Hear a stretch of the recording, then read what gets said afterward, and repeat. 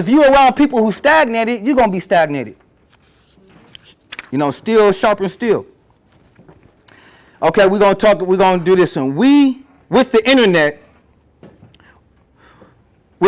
we, for the first time in history, as artists and creative people, can create, promote, and profit off of our own talent without the worry of being exploited. My quest is to feed the starving artists with resources and opportunities to grow and build without compromising the art and integrity. We saying artists, but I'm saying artists because we all artists. We all create. We all have the ability to create. We create our lives every day. It's a waste of time and talent if you don't cash in on your calling.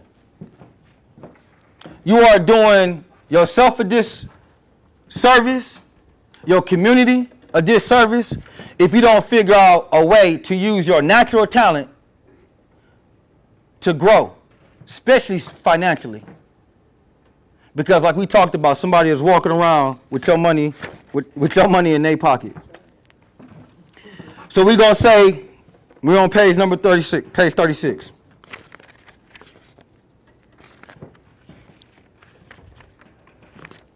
Seven things successful people never waste time doing. And I love Devon brung in that social media talk. He was talking about being on Facebook. Productive, successful people don't get sucked in to social media unless you hustling and you selling a product or you marketing. I watch so many business entrepreneurs ain't got no business page, but be on there doing a whole lot of other things outside of taking care of business. You're on there talking about politics. You're on there talking about who divorcing who, drama, and not even realizing that that's your customer base. Everybody watching you. So we got to understand is that social media is a tool that we use to grow our businesses, not an outlet to express our own little personal things. I know we got our own little things going on, but we got to be careful with that. Number two, productive, successful people don't go through the day without a plan or schedule. That's so important. You cannot wake up in the morning talking about it's 9 o'clock and I'm trying to figure out what my day looking like. It's too late. It's too late. It's going to take you an hour just to plan out the list and all that other stuff, and then by the time you look up, it's 1 o'clock and your day is gone. You got to do that the day before, the night before. That's what we talked about, that weekly schedule.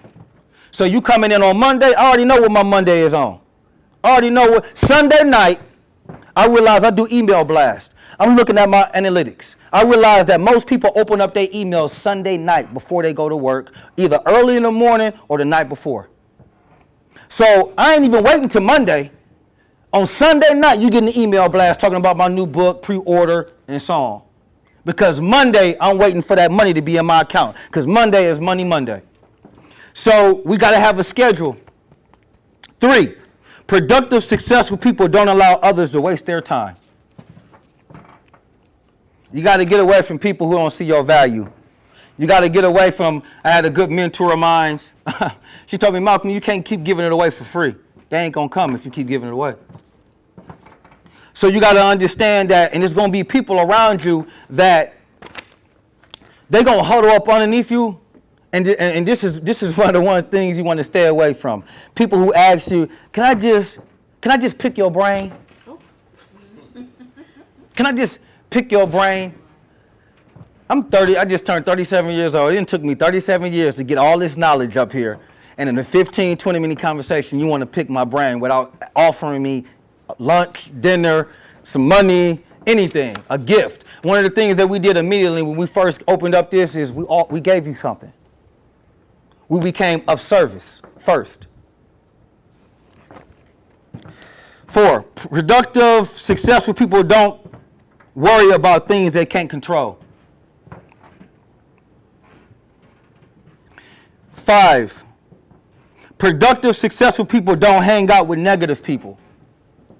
Hey, this is a lonely journey. Get comfortable with being by yourself. 6, productive, successful people don't dwell on mistakes. We ain't talking about shoulda, woulda, coulda. We're talking about no excuses. I did it. Now let's keep on moving. Page 42. This last little bit today, I want to kind of open this up a little bit more for a personal discussion, because I want to be able to make sure that you guys leave here with, you know, all the meat that you need to be able to get back home and get back to the nitty gritty. So we're going to start off with courage. What's your name again, bro? Montel. Montel, thank you for coming. And your sister, what's your name, Queen? Mina Montel. Got some young people in the house. So Montel, you gonna do some reading for me? All right. So go ahead. Page 42. Courage. Oh, right. The ability is something that is good at one. Okay. So the ability to do something that frightens one. So let's write that in.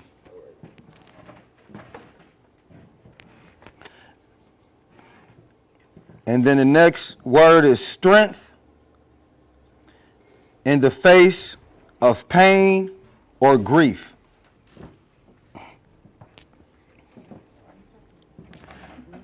And then courage, overcoming adversity. So, you know, we talking about, you know, yesterday we did a lot of talking about some of the things that we want to be able to accomplish in life and how making that transition can be difficult. And we always talk about faith, but a lot of people don't talk about the courage that it takes to fight for your dreams. The courage that it takes, because there's going to be some times where everything and everybody is going to be trying to attack you or make you feel like you crazy. When I decided to make numerous transitions in my life, I lost friends. I even lost mentors.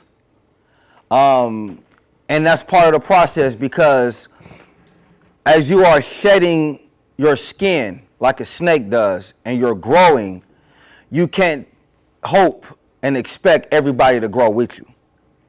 Shedding the skin is sometimes shedding bad habits, you know, shedding bad people, bad thoughts, bad ideas, or sometimes even some of the good things that were good for you 10 months, 10 years, 5 years down the line just don't align up with who you are today. And that, you know, we talked about that cocoon like a butterfly. You know, it takes courage to be able to break out of that cocoon and say, no, this is who I am now. Things in the past don't make who I am now. So the courage is so important, because a lot of times you're going to be feeling alone. You're going to even be feeling like defeated. You're going to be going through times where you feel confused, and everybody around you is going to be looking at you like you're confused. But you got to understand that you got to dig deep within inside yourself and have the courage to fight for your dreams. And not only that, your vision. I'm going to tell you, people will not see your vision. A lot of times when I was in my hometown, Milwaukee, Wisconsin, I found myself almost feeling smothered. Feeling like that I had something bigger to do out in the world. Somebody was waiting on me in Las Vegas, or in Australia, or in New York, or in Philadelphia. Somebody was waiting to hear my message. Somebody was looking for a Malcolm McCrae to create some art. And it was my responsibility to have the courage to meet them halfway, because they ain't coming to Milwaukee, Wisconsin. So I had to have the courage. I did a lot of traveling at a young age because I wanted to force myself to be in different environments. And a lot of times I didn't have the money. I didn't have the resources. A lot of times I didn't think I even had the time. One of the things that I would do every year, from probably I started off when I was the age of, how old are you? 15 years old. When I was a year younger than him, I saved up $700, and I bought my first van in Milwaukee, Wisconsin. And I wanted to go travel, to go to different events to sell my stuff. And one of the events that I used to go to every year was the Kentucky Derby in Louisville, Kentucky. My grandmother lives there. And the Kentucky Derby, I found out, has an inner black community that does their own inner city black Kentucky Derby, almost like the Juneteenth festival that we got in Wisconsin. So every year, I would pack up my little homemade vehicle, whatever little vehicle I could afford, and drive to Louisville, Kentucky for a 3-day event to sell my wares. Majority of the time, I wouldn't make any money in the beginning. I didn't know how I was going to get there. I burnt out numerous transmissions. I ain't gonna even lie. I talk about this in one of my new products, the Art of Success, the blueprint. I got like a mixtape where I'm doing like motivational speaking, sharing my story. And I talk about how a lot of times, I ain't gonna even lie, I didn't even have a license. But the passion, the courage that I knew that I had to build, I knew that I was gonna be great in life, but I knew I had to prime the pump. And sometimes when I'm saying prime the pump, you got to get out, you got to keep testing the waters. It's going to be tough, but you got to keep testing the waters. I would go to Kentucky Derby, lose my butt off, come down there, buy stock. I didn't have employees steal from me. You know, I would go through all these trials and tribulations, but every year I would get better. Every year, a lot of times I wouldn't have a booth in advance. I would just pack up a vehicle and go. And what that did is it helped me to be able to build the courage to do what I do today. Now, if I were to listen to everybody else, it was friends that were supposed to go with me on these events. Oh, man, we're going to go, man. We're going to help you sell. Time to go. I can't get in contact with nobody. And every time I would have that decision to make, I told myself I would leave at 12 o'clock, and at 11:59, I would have that, am I going to go? Am I going to wait for them to call me, or should I wait? Should I go? And I would push myself to go. And a lot of times, you know, in life, it's like working out. It's like a muscle. You can't expect all of a sudden, you know, you're going to just run a marathon. You got to condition your body to run that marathon. You can't just pick up weights, right, Papers? You just can't pick up 200, 500 pounds and just think you about to. It takes conditioning. You got to start off with, you know what I mean, running a mile first. You got to start off with some little dumbbells, doing some small things first, right? To build up the endurance and build up the courage to be able and build up your body and tear down that muscle and build that muscle.